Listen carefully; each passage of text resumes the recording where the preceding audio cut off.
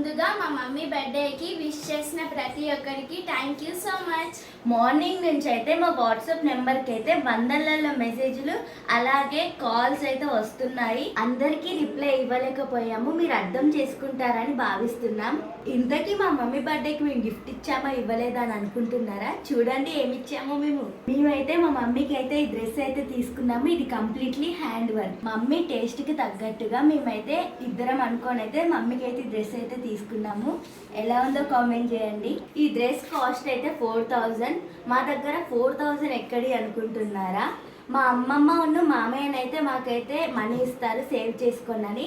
వాటిని అయితే మేము కిడ్డీ బ్యాంక్లో సేవ్ చేసుకొని అయితే ఇప్పుడైతే ఓపెన్ చేసి మా మమ్మీకి అయితే గిఫ్ట్ ఇచ్చేసాం. డ్రెస్ అయితే చూడండి ఎలా ఉందో. మాకైతే చాలా నచ్చైతే తీసుకున్నాం, మమ్మీకి బాగుంటుందని.